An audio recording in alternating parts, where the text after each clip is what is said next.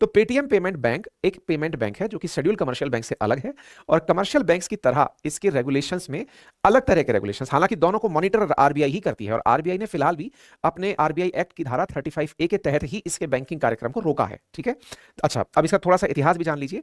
तो Paytm payment bank असल में Paytm is founded by Vijay Shekhar Sharma, जिसकी जो ओरिजिनल पेरेंट कंपनी है वो 197 कम्युनिकेशन है, नोएडा बेस्ड कंपनी है, और इन्हीं के द्वारा इसे ऑपरेट किया जाता है। ये है विजय शेखर शर्मा। हाल ही के समय पर ये बहुत ज्यादा चर्चा में रहे। क्यों चर्चा में रहे? क्योंकि आईपीओ आया लेकिन आईपीओ फेल मार गया।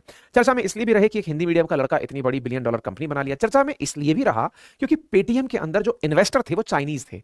चाइना में एक कंपनी है जिसका नाम है अलीबाबा, और अलीबाबा की एक छोटी कंपनी है जिसका नाम है आंट कंपनी है ना। तो आंट फिनसर्व करके कंपनी है, वहां की फिनटेक कंपनी है, आंट फिन बोलते हैं उसे। तो आंट नामक कंपनी ने पेटीएम के अंदर लगभग 10%, 9.5 से अधिक हिस्सेदारी परचेज कर रखी है। और हुआ यह था कि इन्होंने, मतलब कई कारण से व्यक्ति सुर्खियों में रहता है, तो पेटीएम सुर्खी में शुरुआत में तो नोटबंदी से आया, लोगों के पास तुरंत कैश का विकल्प देकर के पेटीएम सुर्खी में आ गया और हर जगह पेटीएम दिखाई देने लगा। लेकिन उसके बाद की सुर्खियों में ये इसलिए भी आने लगा क्योंकि इसका जो मेजर शेयर होल्डर है चाइना, और चाइना का मतलब लगभग 9.5% शेयर होल्डर चाइना के पास था। एलिगेशंस पेटीएम पर ये लगे थे कि ये अपने कस्टमर्स की डिटेल्स चाइना के साथ शेयर कर रहा है, और इसके चलते हुए आरबीआई ने इसके ऊपर काफी बार इसको मतलब नोटिस भी दिया है, हम दिखाएंगे कि आप अपनी डिटेल्स चाइना को शेयर क्यों कर रहे हैं। तो ये काफी सारे एलिगेशंस रहे जिसके चलते पेटीएम सुर्खियों में रहा है।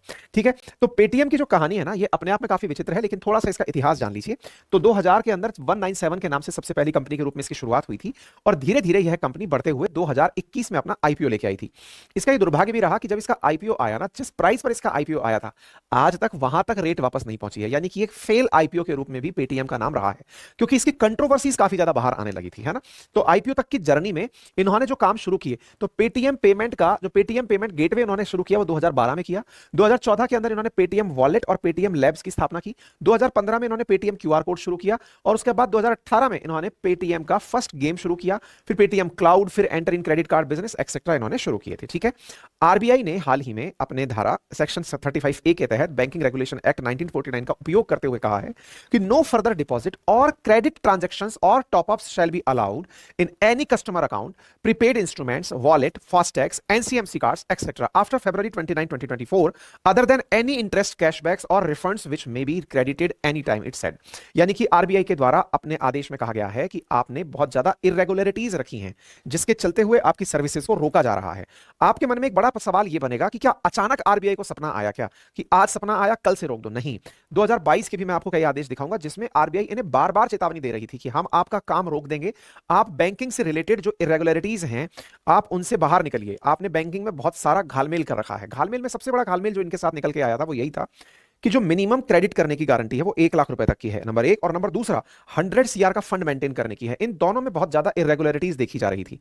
इसके चलते आरबीआई इनके ऊपर एक्शन लेने के लिए काफी बार से इनको कह रही थी कि आपने, और तीसरा जो चीज निकल के आया वो ये है कि इसके कस्टमर्स का केवाईसी प्रॉपर तरीके से नहीं हो पा रहा था। जब भी आप कोई बैंक अकाउंट खोलते हैं तो नो योर कस्टमर केवाईसी, कि आपका कस्टमर कहां का रहने वाला है। जैसे आप में से बहुत सारे लोगों के पास पेटीएम अकाउंट तो होगा, लेकिन आपने पेटीएम अकाउंट बना लिया, लेकिन उस अकाउंट को आपने आधार कार्ड से लिंक किया या नहीं किया, क्या आपको फिजिकली जाकर कोई व्यक्ति आपको चेक करने आया या नहीं आया कि आप कहां निवास करते हैं, क्या आपका डॉक्यूमेंट वेरीफाई हुआ या नहीं हुआ, तमाम प्रकार के इनमें घालमेल चल रहा था। आप में से भी बहुत सारे लोगों ने देखा होगा कि समटाइम्स आपके पेटीएम को जब आप यूज कर रहे होंगे इन बिटवीन, तो कईयों का केवाईसी ना होने के कारण ट्रांजैक्शन बीच में अटक गया, बार बार लिखा आता है कि केवाईसी करवाइए। तो केवाईसी जो है इनका प्रॉपर तरीके से नहीं हो पा रहा था। संभवतः यह कहा जा सकता है कि इंडिया में इतना बड़ा वॉलेट मार्केट ये लेकर चल रहे थे कि इतने सारा एक साथ में कर पाना इनके लिए संभव नहीं हो पाया, और इन इरेगुलरिटीज को आरबीआई बहुत गंभीरता से देख रहा था, और गंभीरता से देखते हुए इनको बार बार नोटिस दे रहा था कि आप लोग इन चीजों को प्रॉपर तरीके से करिए। तो केवाईसी हुआ, आईटी नॉर्म्स हुए, 100 CR का मिनिमम फंड हुआ, और साथ ही साथ 1 लाख मिनिमम जो डिपॉजिट की जो कंडीशन है पर अकाउंट, बोले इन सब चीजों में आपकी इरेगुलरिटीज हैं, जिसके चलते हुए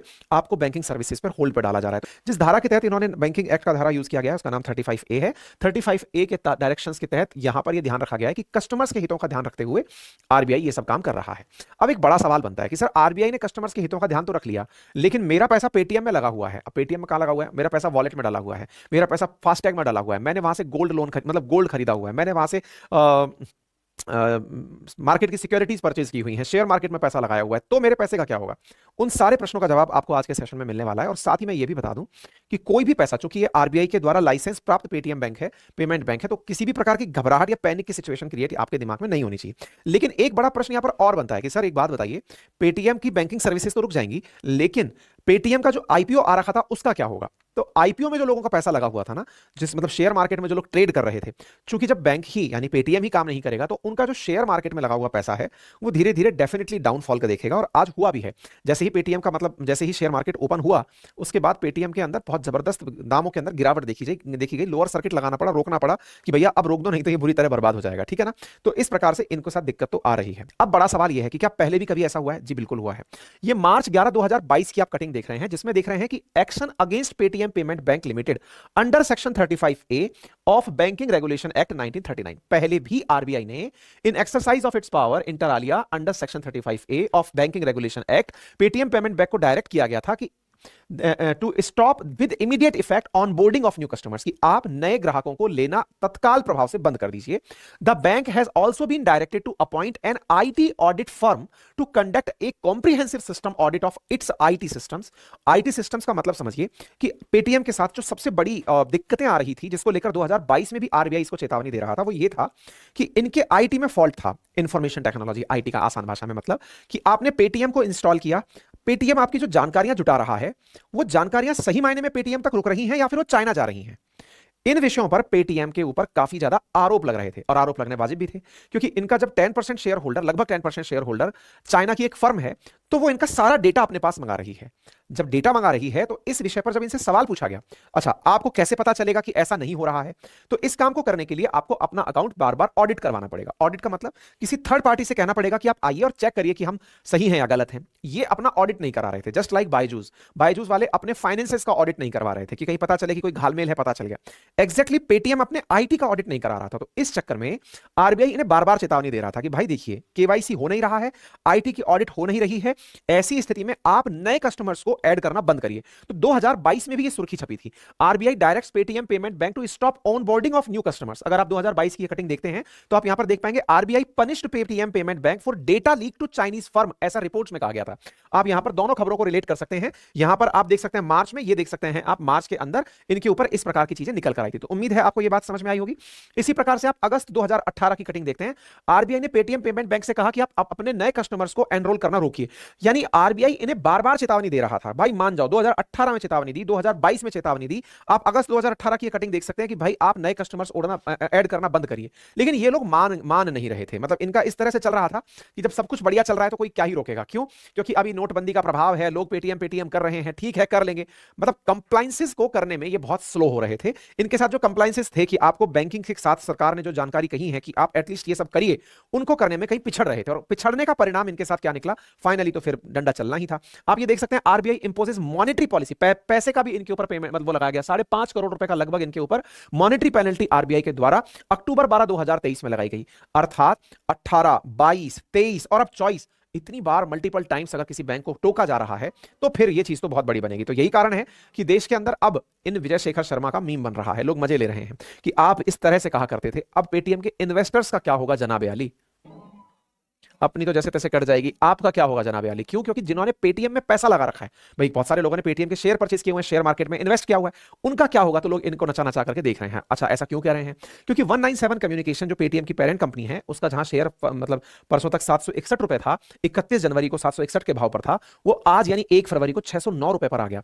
आप सोचिए कितनी जबरदस्त गिरावट देखी गई, लगभग 150 रुपए की गिरावट देखी गई है पेटीएम के अकाउंट, मतलब पेटीएम के उसके अंदर शेयर वैल्यू के अंदर। तो आप इस गिरावट को देख सकते हैं। इसके बाद में लोग कह रहे हैं कि पेटीएम के जो हाल हैं बहुत बुरे हो गए हैं, लोगों के जो पेटीएम में इन्वेस्ट किया, निश्चित ही जो सबसे बड़ा नुकसान हुआ है वो इस बात का हुआ है कि पेटीएम में ना जिन्होंने इन्वेस्ट किया हुआ है, आप और हम जिन्होंने वॉलेट में पैसा डाला हुआ है, उनके साथ ज्यादा टेंशन नहीं है क्योंकि पैसा निकल आएगा। लेकिन जिन्होंने पैसा इन्वेस्ट किया हुआ है शेयर के अंदर, उनका पैसा बहुत बुरी तरह पिटा है। ठीक है, लोग कह रहे हैं कि ये जिसके साथ जाता है उसके साथ काम बिगड़ जाता है, तरह तरह के मीम्स मार्केट के अंदर चल रहे हैं। खैर, अब सवाल पेटीएम ने अपनी तरफ से स्पष्टीकरण के किए कि देखिए, अगर आप ये सोचते हैं कि आपका गोल्ड इन्वेस्टमेंट हमारे साथ हुआ है तो वो मिल पाएगा या नहीं, पेटीएम ने कहा कि आपका इन्वेस्टमेंट पूरी तरह सुरक्षित है। दूसरा, अगर आपसे म्यूचुअल फंड्स पेटीएम के साथ लिए हुए हैं तो आपके वो इन्वेस्टमेंट भी पूरी तरह सुरक्षित हैं। क्या मेरी एनसीएमसी कार्ड्स रुक जाएंगे? नहीं, वो भी पूरी तरह सुरक्षित हैं। क्या पीओएस मशीन्स काम करना बंद कर देंगी? तो उन्होंने कहा कि हम जल्दी ही कुछ और नए मर्चेंट्स को लेकर के यहां पर आएंगे। क्या फास्टैग काम करना बंद कर देगा? तो इन्होंने कहा कि जो फिलहाल फास्टैग है उसके लिए ये प्रयास कर रहे हैं कि और ज्यादा सॉल्यूशंस लेकर के, इफेक्टिव सॉल्यूशंस लेकर आ रहे हैं। इफेक्टिव सॉल्यूशंस का मतलब है कि और कंपनी से बात कर रहे हैं। जल्दी तो नहीं हो पाएगा, लेकिन चूंकि ये इतने दिनों से एक ही डांट खा रहे हैं, इसका मतलब कहीं ना कहीं पेटीएम के मन में जो फॉल्ट था अब वो पब्लिक हो गया है। कुल मिलाकर के बात इतनी आसान भाषा में ये कही जा सकती है। लेकिन अब बहुत सारे सवाल बनने शुरू होते हैं। क्या सवाल बनने शुरू होते हैं कि साहब पेटीएम पेमेंट बैंक पर है, तो बोले हाँ ये आरबीआई ने लगाया है और इसी पर है, तो क्या हम पेटीएम के वॉलेट का उपयोग नहीं कर पाएंगे? जी नहीं, आप 29 फरवरी के बाद इस सुविधा का उपयोग नहीं कर पाएंगे, यानी आप पेटीएम वॉलेट में पैसा नहीं डाल पाएंगे। तो क्या मेरा जो वॉलेट में रकम है वो निकाल पाऊंगा? बिल्कुल, आपके वॉलेट में जो पैसा है आप 29 फरवरी तक निकाल सकते हैं। अगर आप 29 फरवरी तक भी नहीं निकाल पाए तो जब तक वॉलेट में पैसा है आप उसका यूज करते रहेंगे। रकम वापसी के लिए क्या करना होगा? तो रकम की वापसी का फिलहाल कोई विकल्प नहीं है, लेकिन आप उसका इस्तेमाल कर सकते हैं। यानी कि आपने वॉलेट में पैसा डाल रखा है तो आप उसका यूज कर सकते हैं, सामान परचेज करने वगैरह में आप उसका यूज कर सकते हैं। ठीक है, फास्टैग पेमेंट भी नहीं होगा क्या? बिल्कुल नहीं होगा। 29 फरवरी के बाद आपकी गाड़ी के फास्टैग में आप पैसा और अपडेट नहीं कर पाएंगे। तो फिर क्या होगा? जो पैसा डला हुआ है आप उसको यूज करते रहेंगे, तब तक आपका फास्टैग तो चलता रहेगा, लेकिन नया फंड आप उसमें अपडेट नहीं कर पाएंगे। तो इसका मतलब यह हुआ। अच्छा, फिर एक बड़ा प्रश्न यह बनकर आया कि क्या मैं इसकी यूपीआई फैसिलिटी का यूज कर पाऊंगा क्या? तो यूपीआई फैसिलिटी जो स्कैन वाली है फिलहाल उस पर भी रोक लगाई गई है, क्योंकि उसका जब तक और बैंक के साथ कनेक्शन नहीं हो जाएगा तब तक इस पर भी रोक रहेगी। ठीक है साहब, तो कहने का मतलब कुल मिलाकर अब यह है कि पेटीएम को आप इस तरह से समझ लीजिए कि फिलहाल आपके जितने भी ट्रांजैक्शन थ्रू पेटीएम है वो 29 फरवरी तक पूरी तरह चलते रहेंगे। भविष्य में अगर बात की जाए 29 फरवरी के बाद क्या होगा, तो जो आपका फंड है उसे तो जब तक आप यूज करेंगे चलता रहेगा, जो उसमें डला हुआ है ऑलरेडी, लेकिन आप नए टॉपअप्स उसमें नहीं कर पाएंगे। पेटीएम के लिए बड़ा नुकसान यह है कि पेटीएम उसमें नए कस्टमर्स ऐड नहीं कर पाएगा। तो सबसे बड़ा घाटा यहां किसका हो रहा है? तो जो इन्वेस्टर है उसका, जिसने कि पेटीएम से शेयर मार्केट में पेटीएम के शेयर परचेज किए हुए हैं, क्योंकि इसकी वजह से पेटीएम का बहुत बड़ा शेयर लगभग 20% मार्केट एक ही दिन में डाउन हुआ है। वे अहेड क्या है, पेटीएम क्या कर सकता है फ्यूचर के अंदर? तो संभव है कि पेटीएम जस्ट लाइक फोन पे या फिर गूगल पे या व्हाट्सएप पे अन्य बैंक से कनेक्ट करके अपना जो यूपीआई पेमेंट सिस्टम है उसको जारी रख सकेगा, और उसको जारी रखने के साथ संभवतया फिर से पेटीएम एक नॉर्मल जो वॉलेट फैसिलिटीज है उनको देने में कारगर साबित होगा। फिलहाल के लिए इतना ही। जानकारी पसंद आई हो तो अपने साथियों के साथ साझा करें, चैनल पर नए हैं तो सब्सक्राइब करें।